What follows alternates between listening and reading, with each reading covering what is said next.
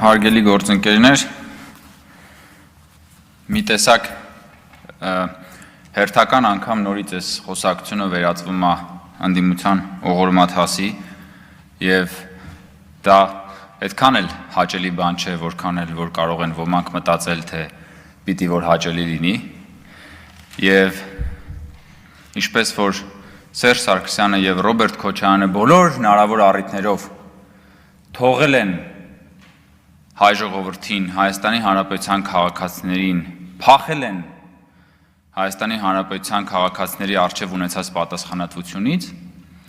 այսօր ահա նորից Ռոբերտ Քոչարյանը եւ Սերժ Սարգսյանը իդեմս իրենց խորհրդարանական խմբակցության նորից թողեցին եւ փախան պատասխանատվությունից, փախան քաղաքացիների առջև ստանձնած պատասխանատվությունից, որովհետեւ ավելի քան 300,000 մարդ իրենց քվե է տվել եւ ուղարկել է այստեղ ոչ թե պարազիտանալու Հայաստանի Հանրապետության հարկատուների հաշվին, այլ գալու եւ այստեղ խոսելու, այստեղ ոչ միայն կտրիչ ելույթներ ունենալու, այլ նաեւ կարողանալու լսել այն ելույթները, որոնք հնչելու են ի պատասխան դրա։ 2021 թվականի խորհրդարանական ընտրությունների ժամանակ Հայաստան դաշինքի նախընտրական ցուցակում Քոչարյանների կոնցենտրացիան բավական մեծ էր եւ երբ որ տեղի ունեցավ ընտրությունները նախ խիզախ Հայր Քոչարյանը, որը միշտ իրեն դիրքավորել էր որպես ուժեղ ղեկավար,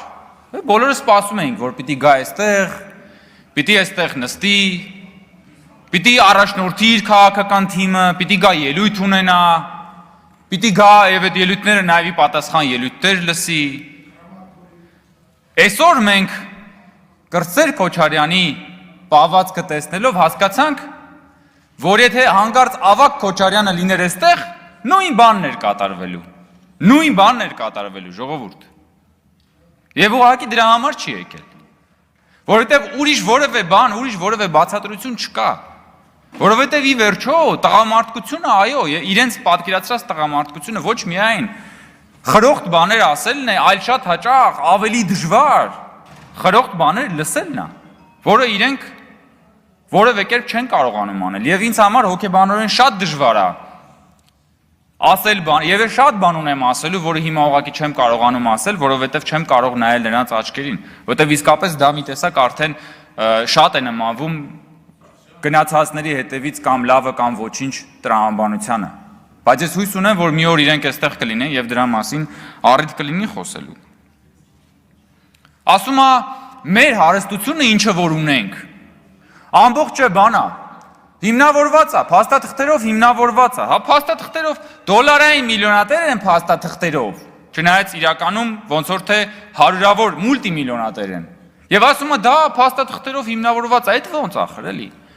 Որ ձեր երկուսի Զույգ Քոչարյանի համախառն ներքին ապուշությունը հնան ինտելեկտուալ գումարենք իրար,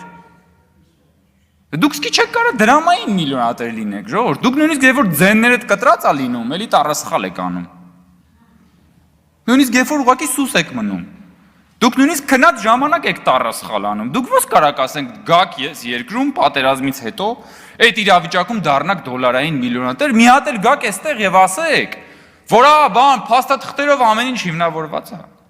Եվ իրականությունը ո՞րն է այս վերջին մի քանի օրերի խորհրդարանական քննարկումների հիմնարար պատճառը հետևյալն է, որ ապօրինի գույքի բռնագանձման թափանիվը անշրջելիորեն առաջ է գնում, որ այս մարդիկ չեն կարողանալու անկաշկանդ որոճալ իրենց թալանածը, թույլ չենք տալու անկաշկանդ որոճալ ձեր թալանածը, ձեր երազանքը չի իրականանալու։ Եվ հենց դրա համար, կորցնելով նաև վերջին հույսը սահմանադրական դատարանում,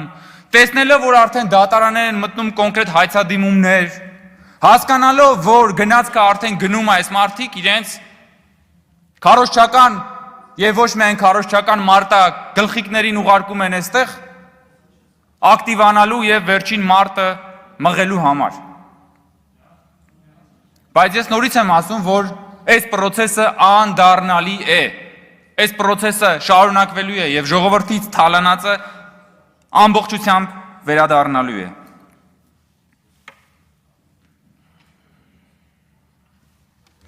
Ես ուզում եմ նաև անդրադառնալ այն հարցին, որովհետև պիտի ոչ միայն այսօրվա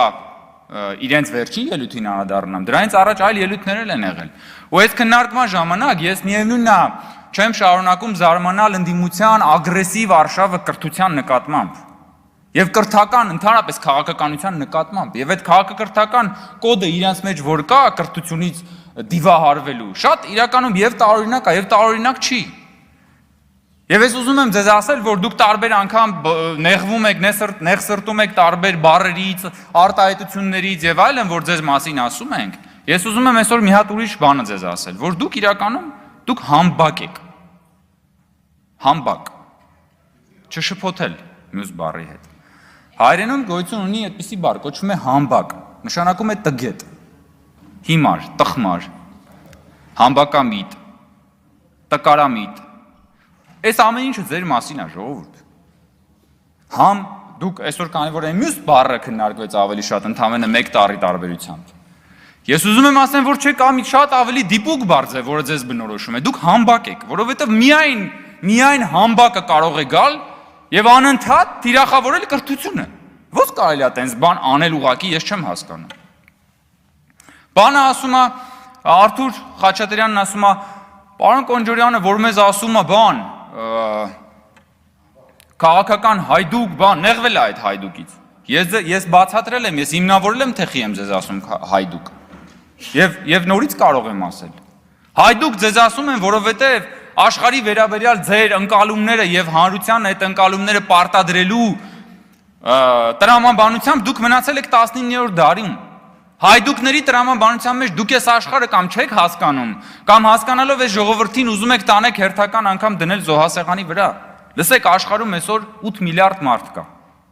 Եվ ընդամենը 200 պետություն։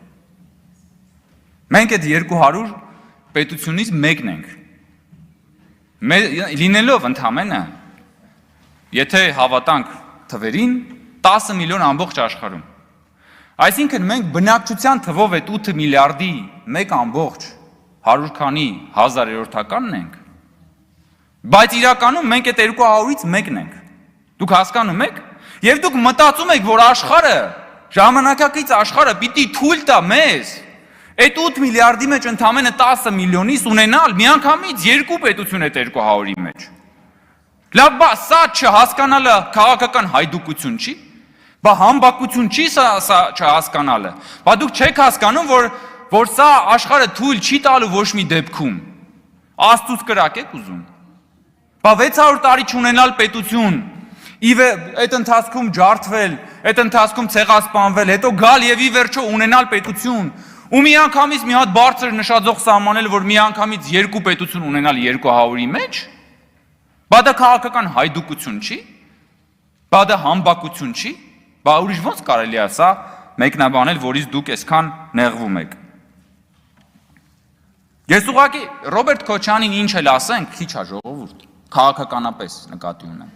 Որտեղ Ռոբերտ Քոչյանը այն մարդն է, որ նախ հայտարարել է, որ Հայաստանը տեսնում է միութենական պետությունում,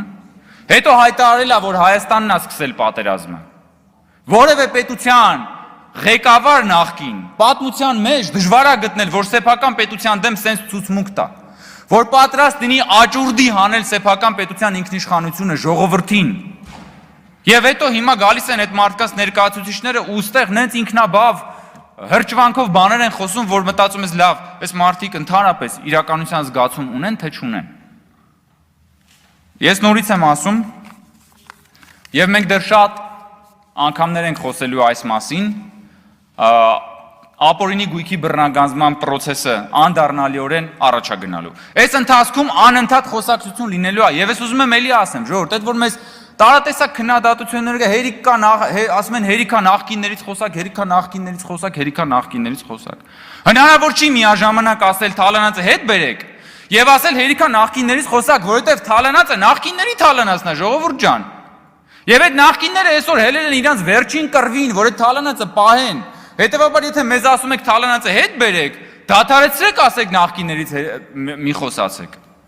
Որովհետեւ դա դրա անբաժան process-ն է։ Եվ այդ նախկինները ներկաներ են, որոնք այս աթոռներին գալիս եւ նստում են։ Եվ որոնք ունեն մանդատ, որովհետև Հայաստանի Հանրապետության 300,000 քաղաքացի իրենց այդ մանդատը տվել է, լավ է, վատ է, դա է։ Բայց բոլորը պատասխան են տալու եւ Հայաստանի Հանրապետությունում ժողովրդավարության գործընթացը լինելու է անշրջելի եւ բոլորի դիվահար նոպաները որևէ հետևանք ու նշանակություն չեն ունենալու։ Եվ ես հույս ունեմ, որ իսկապես ընդդիմությունը իր մեջ խիզախություն կգտնի ինչ որ պահի վերադառնալու խորհրդարան եւ ընդհանրապես ցույց տալու իրենք ինչ արժեն։